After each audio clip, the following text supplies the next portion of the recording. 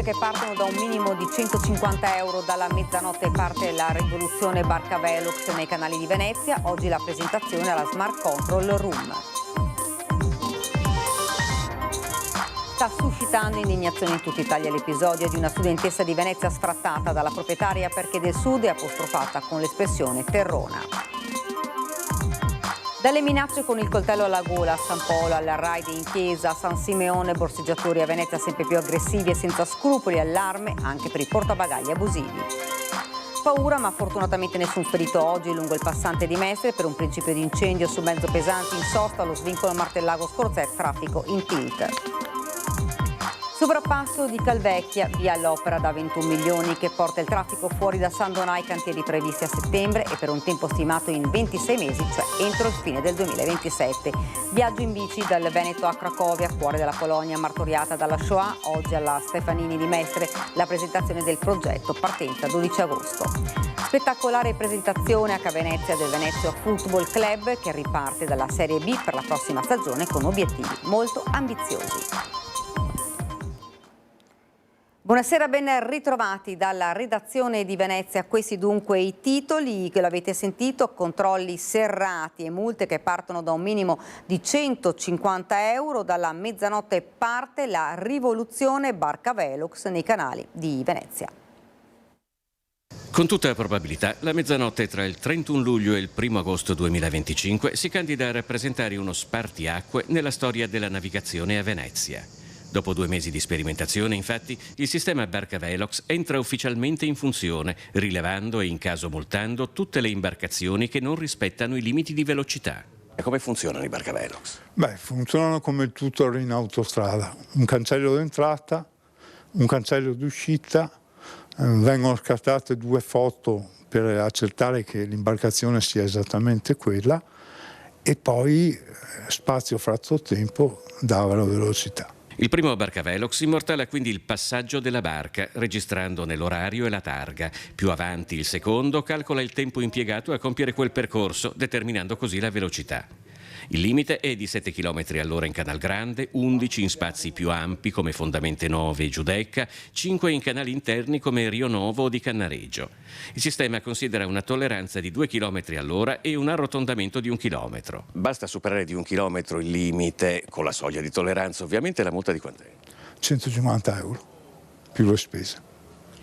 Se si paga entro 3-5 giorni? Non c'è lo sconto, in acqua non si applica lo sconto 30. In compenso, se si paga in ritardo, si raddoppia la sanzione. Le parole d'ordine sono più sicurezza e meno motondoso. Venezia è oramai attraversata quotidianamente da un traffico enorme che spesso si dimostra poco sensibile al rispetto dei limiti di velocità, come testimoniano i dati raccolti in 2 mesi di sperimentazione dei Barca Velox. Abbiamo visto che ovviamente i tassisti corrono, un po' con sorpresa abbiamo visto che anche i trasportatori merci non rispettano i limiti di velocità e poi la parte del diporto è circa il 15% delle sanzioni. Temete ricorsi?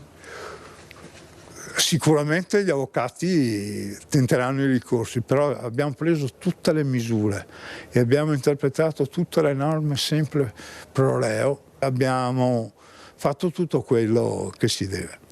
Tra l'altro le immagini che non sono utilizzate ai fini sanzionatori vengono immediatamente cancellate. Sta suscitando indignazione in tutta Italia l'episodio di una studentessa di Venezia sfrattata dalla proprietaria perché del Sud. Quindi mi conferma che le ragioni per cui mi sta cacciando di casa prima del dovuto... Attenziosa, arrogante, comportati, sei una gran maleducata, maleducata. Si deve fare nella vita.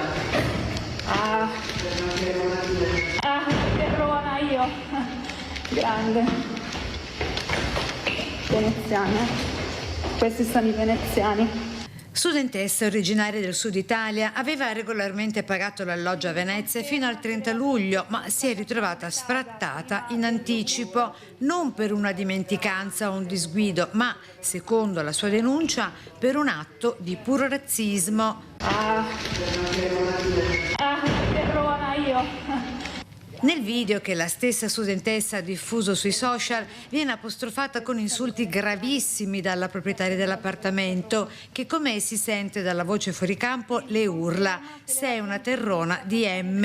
Le immagini rilanciate dall'Unione degli Universitari Veneziani stanno facendo il giro del web, scatenando sdegno e solidarietà. Come UDU Venezia pensiamo che l'utilizzo di un linguaggio di questa tipologia intriso di razzismo e di antimeridionalismo sia inaccettabile. Non è un caso isolato, ma si tratta del sintomo di un clima sempre più ostile nei confronti di chi viene trattato come corpo estraneo solo per la propria provenienza geografica. Un episodio che riaccende i riflettori su un fenomeno che si credeva superato, il razzismo interno e i pregiudizi che spaccano ancora il paese tra nord e sud. Siamo al fianco della studentessa colpita e di tutte le persone che subiscono discriminazioni di questa tipologia ogni giorno. Intanto la studentessa ha lasciato Venezia profondamente scossa e il video rimosso dai social. La vicenda ora potrebbe avere risvolti legali perché dietro le calli, le cartoline e il turismo di massa c'è ancora chi crede che essere del sud sia una colpa. A Venezia, come altrove, il razzismo non ha solo il colore della pelle, ha accento, provenienza, pregiudizio e troppo spesso ancora trova casa. Dalle minacce col coltello ai raid in chiesa, i borseggiatori a Venezia appaiono più aggressivi e senza scrupoli, un allarme al quale si somma in zona stazione quella dei portabagagli abusivi che si impossessano con forza delle valigie dei turisti chiedendo un conto salato. Quello dei borseggiatori a Venezia appare ormai non solo un allarme perenne, ma anche in preoccupante crescita per aggressività e mancanza di scrupoli, visto che dal furto con destrezza si sta drammaticamente passando anche alla rapina vera e propria, come è avvenuto in questi giorni ad un giovane turista che in zona San Polo si è visto puntare un coltello alla gola mentre gli veniva sfilato l'orologio dal polso. E accanto all'assalto dei pickpocket si assiste ad un ritorno in grande stile dei finti portabagagli, altrettanto aggressivi e pronti ad impadronirsi con forza di valigie, poi trattenute come ostaggi in attesa di un pagamento salato. Ribellarsi può costare un pugno allo stomaco, come è accaduto ad un turista coreano aggredito da 3 finti portabagagli, poi identificati grazie a telecamere di videosorveglianza a Santa Croce. Ma le vittime non sono solo i turisti.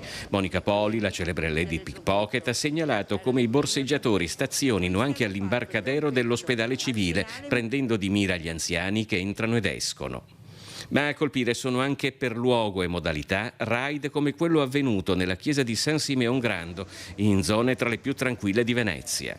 Una volta queste erano strade che erano conosciute solamente dai veneziani. Oggi anche in questa zona di Santa Croce i flussi turistici arrivano, complice anche per esempio l'approdo a delle gondole, e sbucano proprio di fronte alla chiesa di San Simeon Grande. I residenti sono sempre di meno, i turisti come vedete non mancano, e oggi la chiesa di San Simeon Grande è chiusa perché il parroco non c'è in questo momento, si trova in quella di San Giacomo, ma è qui che si sono svolti i fatti.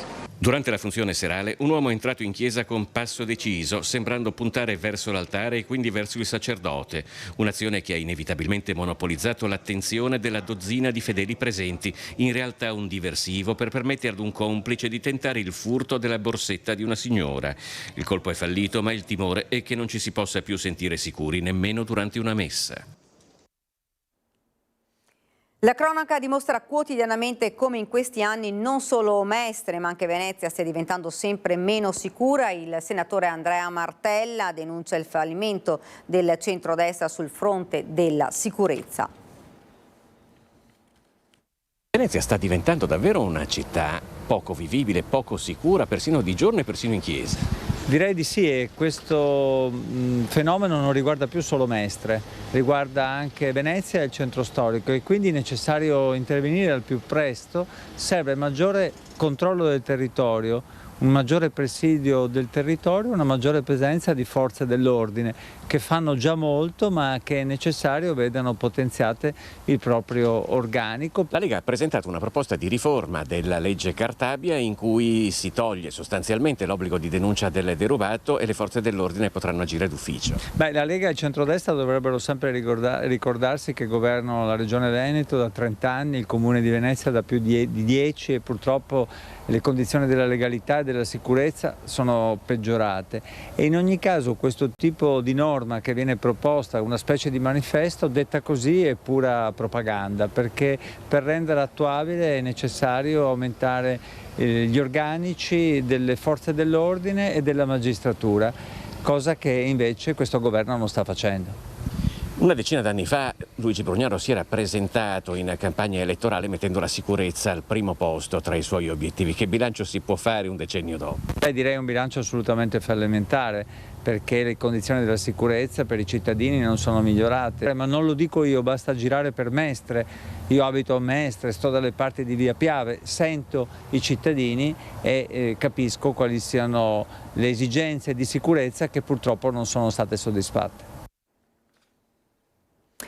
Paura, ma fortunatamente nessun ferito nel primo pomeriggio di oggi lungo il passante di Mestre, dove un principio di incendio ha interessato un mezzo pesante in sosta. L'episodio in direzione Milano, in una piazzola di sosta situata tra gli svincoli di Martellago Scorzei. Il semirimorchio adibito al trasporto di mobilio contenuto in un container ha improvvisamente preso fuoco. Secondo quanto riferito dal centro operativo di concessioni autostradali venete, il conducente del mezzo ha notato tempestivamente il principio di incendio ed è riuscito a staccare e mettere in sicurezza la motrice, evitando che le fiamme si propagassero ulteriormente. Immediato l'intervento dei vigili del fuoco, traffico in tilt con 2 chilometri di coda per la chiusura di 2 corsie per consentire le operazioni di spegnimento e messa in sicurezza.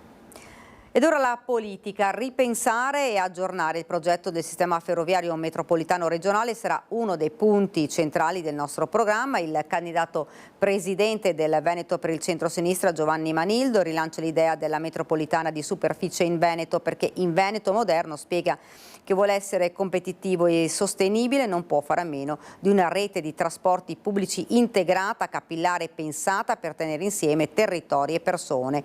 Una mobilità pubblica efficiente e diffusa, conclude, permetterebbe una distribuzione più equilibrata dei flussi turistici, alleggerendo la pressione su Venezia e Verona e valorizzando l'intero territorio regionale, dai borghi alle città d'arte meno conosciute. Sovrappasso di Calvecchia, via l'opera da 21 milioni che porta il traffico fuori da San Donà. Ha presentato l'intervento all'altezza della statale 14, previsto un viadotto di 140 metri collegato ad una viabilità di 1 chilometro. I cantieri previsti dopo l'estate a settembre per un tempo stimato in 26 mesi, cioè entro la fine del 2027. Con soddisfazione oggi, insieme con ANAS e il comune di San Donà di Piave, abbiamo annunciato l'aggiudicazione dei lavori del nuovo scavalco della rotatoria di Calvecchia, interamente finanziata con fondi ANAS, cui va un sentito ringraziamento. Così la vicepresidente e assessore alle infrastrutture e trasporti Elisa De Berti, soddisfazione anche del sindaco Alberto Teso. Dal Veneto a Cracovia, cuore della Polonia, martoriata dalla Shoah, oggi alla Stefanini di Mestre la presentazione del progetto.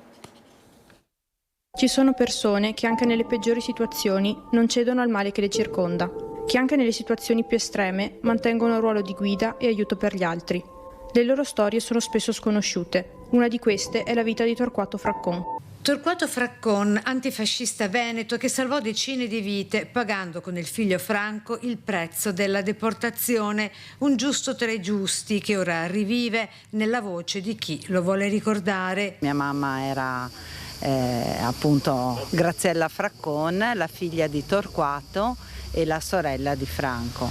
Noi abbiamo avuto questa idea di partire per questo viaggio e di condividerlo perché vogliamo fare un esercizio di memoria. A collaborare alla rete di salvataggio vi sono anche l'alpinista Gino Soldà e Luigi Massignani, che si occupano del lato pratico degli espatri, guidano i fuggiti fino ai confini italiani attraverso le zone montane. Un viaggio sulle 2 ruote lungo 1300 km, partendo dal Veneto, da Vicenza, passando anche per Mauthausen, un cammino fisico ma soprattutto interiore. La bicicletta perché è un mezzo che nella Resistenza è stato fondamentale. Allo Stefanini di Mestre la presentazione del progetto Dalla parte della pace, e proprio parlando di pace non si può non guardare verso Gaza. Una tragedia che ci deve insegnare la strada, ripeto, della pace e della convivenza tra i popoli, anche oggi a Gaza. E mentre sul ponte di Rialto fa discutere l'installazione della banana insanguinata a sostegno della Palestina, il messaggio che parte da qui è chiaro: non c'è futuro senza memoria e senza una scelta di campo. Noi siamo, come si dice, favorevoli a un accordo che consenta alle due popolazioni di vivere e di esistere su quel territorio. Ci fa piacere che questo possa accadere in un futuro. Adesso la situazione purtroppo è in mano ai politici e non alle comunità religiose. La memoria deve essere una memoria viva, concreta, un esercizio quotidiano e collettivo di tutti noi, in un momento storico molto particolare dove siamo tutti chiamati a invocare la pace. Per chi vuole sarà benvenuto a Vicenza il 12 agosto alle ore 18 in strada dei Templari. Potremo fare almeno 6 chilometri insieme. Spettacolare presentazione a Ca Venezia del Venezia Football Club, che riparte dalla Serie B per la prossima stagione con obiettivi molto ambiziosi.